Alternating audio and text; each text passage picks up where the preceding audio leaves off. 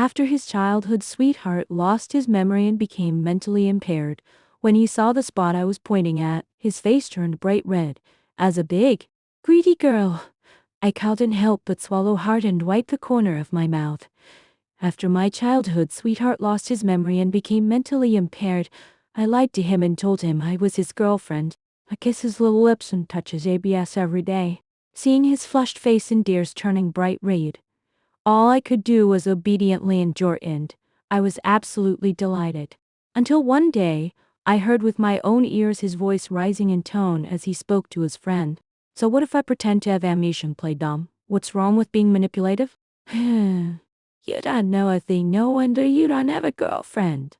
Bamboo horse Suya NZ, he lost his memory and became foolish. Once a cold and aloof beauty from the highlands, she was transformed into a clueless, goofy simpleton by a car accident. The little fans who had previously been charmed by him were hurrying frantically toward the hospital ward. Are you really suffering from amnesia? Oh, my boyfriend. How could you have been in a car accident? Get out of the way, this is my boyfriend, Zia and Shuya. Come on, let's go home together. Zia and Z, he was wearing a hospital gown, his eyes lowered and his head drooping. He sat obediently on the hospital bed, looking meek and well-behaved. It's enough to make a mother's heart overflow with love. I rolled up my sleeves and stepped forward to pull the little fingers aside. You guys are being silly. He has not lost his memory entirely. He just can't remember certain things anymore. The little fanglers all slapped their foreheads and said in unison, I guess you're right.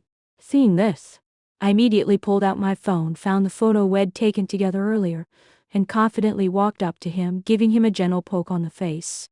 So yeah, I'm Z, actually, I'm a girlfriend. The words fell. The little fanglers were unusually in sync, clapping their big hands, twitching their lips, and turning pale green in the face. 666. I don't care about them at all. After all, I've got a group photo aside from their big mouths, they've got nothing else. Zuya NZ, he paused for a moment, took the phone, zoomed in on the photo, squinted his eyes, and examined it carefully.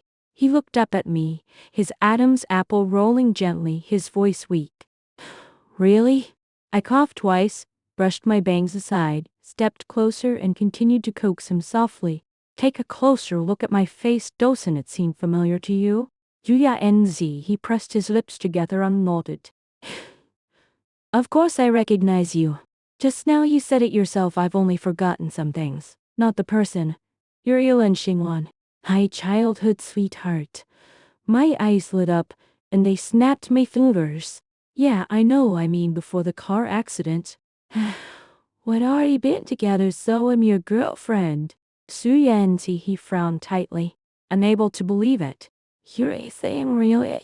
The little finglers couldn't take it anymore and all started shouting loudly. No, just lying to you. Suyanti, he am the one who's your girlfriend. Get lost, you're either one who's not good enough. Get out of here, all of you. Am the one who matters. Surya NZHE's gaze grew solemn. I know he doesn't believe a single word these fangirls are saying. He probably doesn't even recognize their faces. I held my fists together, wearing an expression that clearly showed I was confident of victory. Baby, who do you believe in?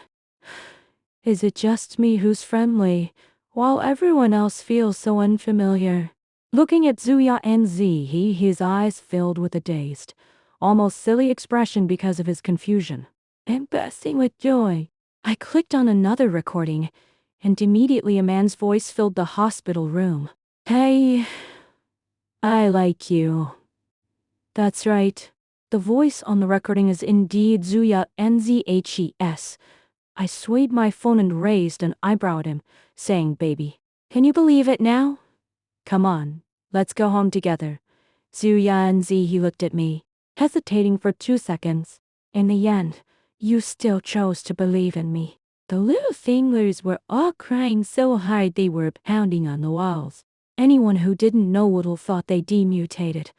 Zuyanji he pulled back the covers, got out of bed, and with a shy expression, took my hand.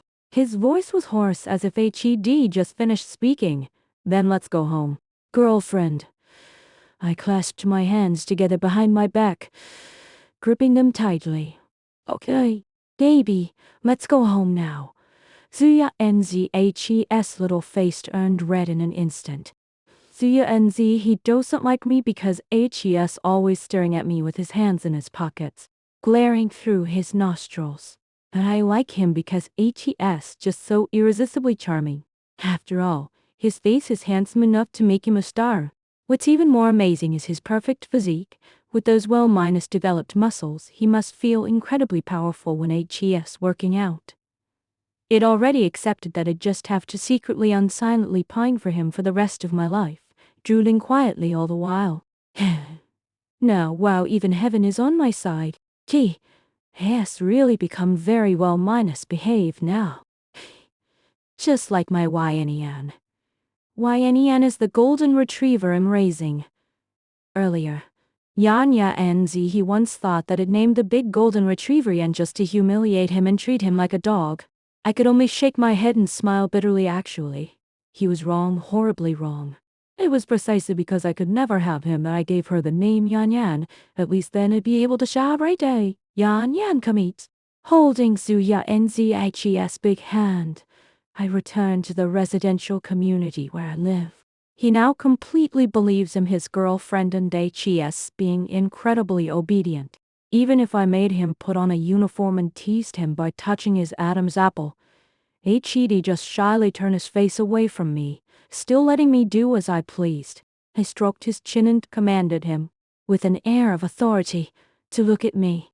Baby, as a man, how should you take care of your girlfriend? Do you know? Perhaps he was too shy. His face flushed slightly, and his voice was low as he said, No, I don't know. I straddled him directly, gave him a gentle push with my hand, and he fell onto the bed. I squinted my eyes, smiling in a lewd effeminate way. It's okay, baby. They'll teach you. Come kiss me. Kiss here too. When he saw the spot I was pointing at, Zuyanzi's face turned bright red, and the roots of his ears worse. Oh, flushed they looked as if they bleed. She looked just like a virtuous woman who been robbed by bandits. In such a big sweet tooth I couldn't help but swallow hard and wipe the corners of my mouth. Baby, is that okay? I pouted my little lips and acted cute toward him. Seeing him not move, my vision went black. I'm about to lift my leg and get off him. Looks like you'll just have to let things play out slowly, like boiling a frog in lukewarm water. After all, Hes is sensitive and lacks any real experience. Zuyanzi. He's known as the flower atop the high mountain, a reputation that has spread far and wide within the circle for his aversion to women's company. It's okay, baby. Let's take our time and not in a hurry. As I spoke, he had already stood back on the ground.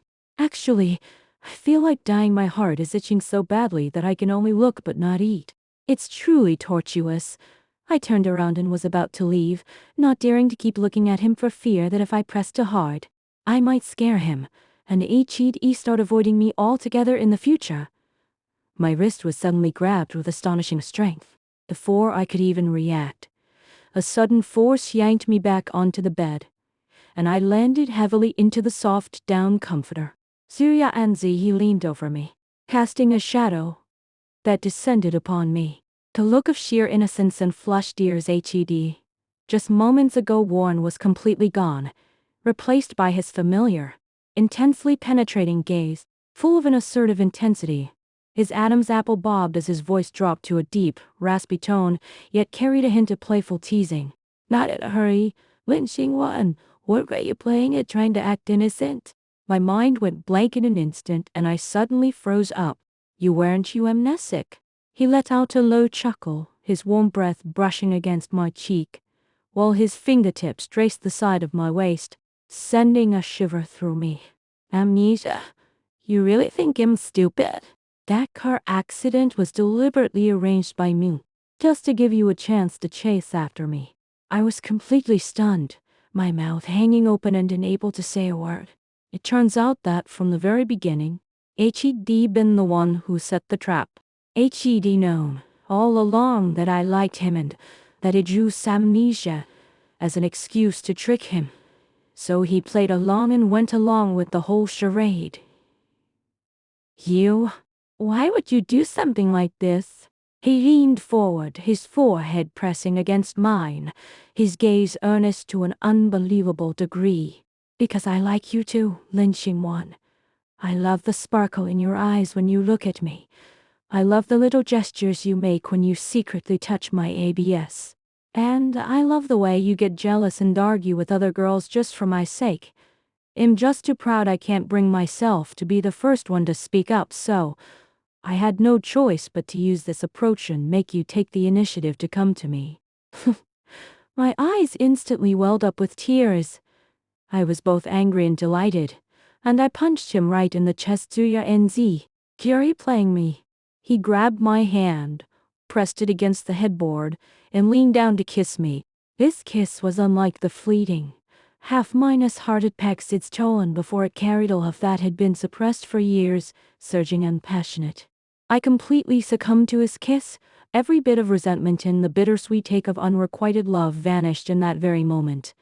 After the kiss, he pressed his lips against mine and whispered softly, "One, you don't have to secretly crush on me anymore. I'm yours, and always will be." I wrapped my arms around his neck and laughed through tears.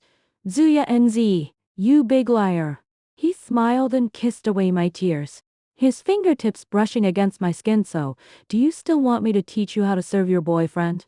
My face turned red, and I punched him lightly, but he held me tightly in his arms. After that day, we naturally ended up together. Zuya NZ, he no longer has to pretend to have amnesia, and I no longer have to secretly unfurtively like him. He'll quietly make me a warm glass of milk when I stay up late working on the proposal. He'll warm my belly and brew ginger tea with brown sugar for me when I'm on my period, and he'll be right there, stepping in to protect me the moment someone bullies me. The once unattainable beauty has become my very own boyfriend, gentle and tender only toward me. The little fangirls who had previously swarmed around him upon learning that we were together, though reluctant to accept it, could only offer their blessings. After all, the way Zuya NZ he looks at me is impossible to hide. His eyes are full of love. Later, Zuya NZ he proposed to me. In the campus where we first met, he dropped to one knee, pulled out a ring, and his eyes sparkled with stars. Lynching one. I've waited for you far too long, from school uniform to wedding dress. For the rest of our lives, let me be the one to cherish you. Okay? I nodded through tears, put on the ring, and threw myself into his arms. It turns out that the best kind of love is never just one person's one-sided pursuit. It's actually two people's mutual, secret crushes and mutual efforts to get closer. I tricked him into believing Hed lost his memory, but in return, I gained a lifetime of togetherness. And he, with a carefully orchestrated hoax, gave me a happy ending.